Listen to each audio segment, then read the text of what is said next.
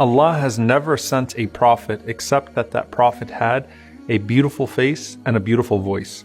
In the case of the Prophet ﷺ, they had never seen anything or anyone as beautiful as him before or after Islam. And with some people, that beautiful external appearance is directly tied to ugly character. In the case of the Prophet ﷺ, as stunning and as beautiful as his appearance was, his character, for which Allah praised him, was even more beautiful.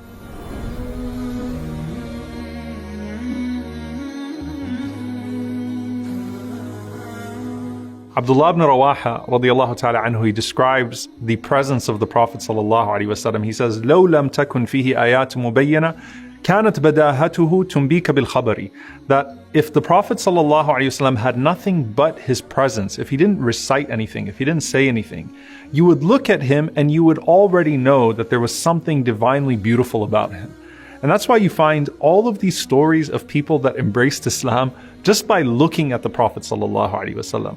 Abdullah ibn Salam radiyallahu ta'ala anhu, who was the chief rabbi of Medina before the Prophet sallallahu alaihi wasallam arrived, when he went out to see the Prophet sallallahu alaihi wasallam, before he said a single word, he said, I looked at his face and I knew that this face, laysa biwajhi kadhab, this is not the face of a liar.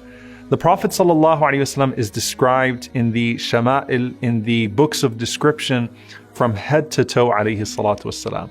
And one of the ways that he's frequently described is as being more beautiful than the moon.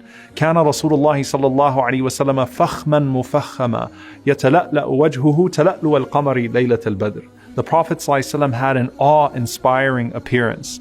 His face was more radiant, more beautiful than the full moon on the darkest night.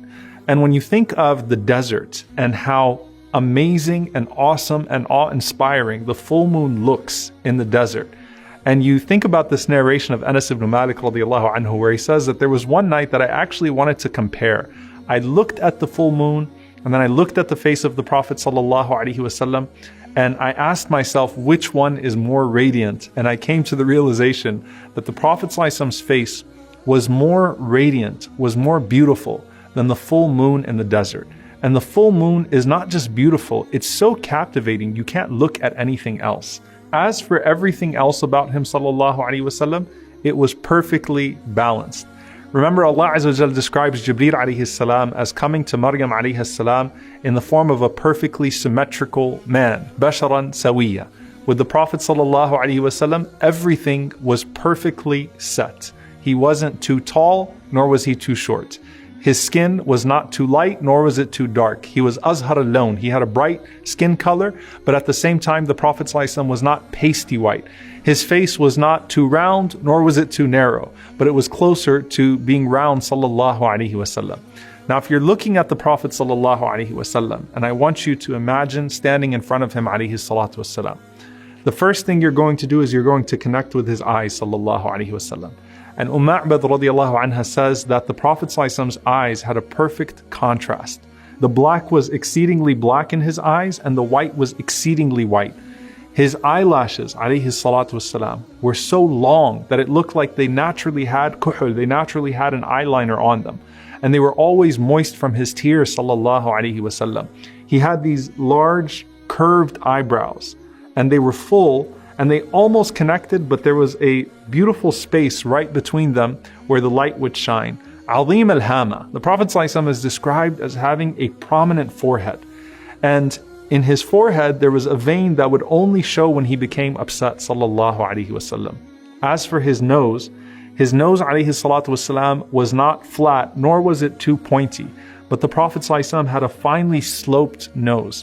And they described it as having a unique glimmer to it. So it shined in a way that when you were away from him sallallahu alaihi wasallam, you might have assumed that it was larger than it actually was.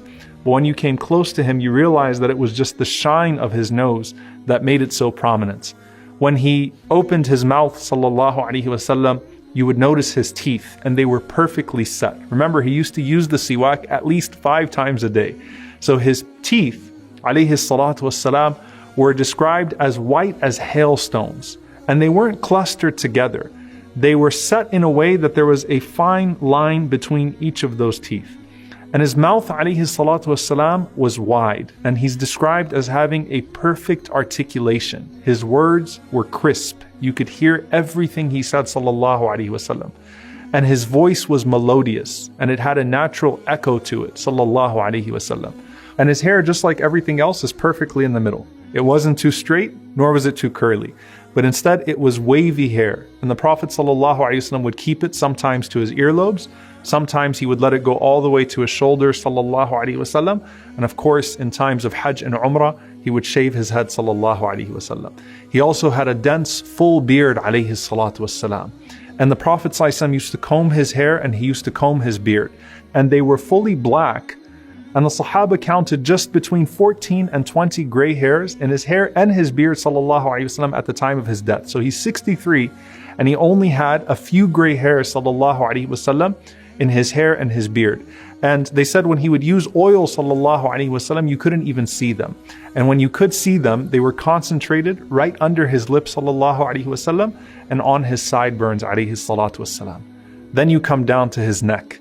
And the Prophet ﷺ had an elegant long neck. They said it was like the neck of a gazelle, sallallahu alayhi wasallam.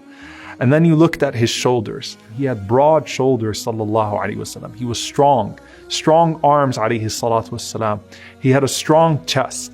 And even until the day of his death, his stomach never extended beyond his chest, sallallahu alayhi wasallam. So he maintained his weight, alayhi salatu wassalam, and he maintained his fitness. The Prophet ﷺ was not a hairy man. So other than his hair on his head and his beard, the Prophet ﷺ did not have much hair on the rest of his body. And he had a little bit of hair on his chest and a line that naturally ran down all the way to his navel, sallallahu alayhi wasallam. Then you come to his limbs. And the Prophet ﷺ is described as having well-defined big limbs. So he had big bones, big hands, big feet. He had large calves, sallallahu alayhi wasallam.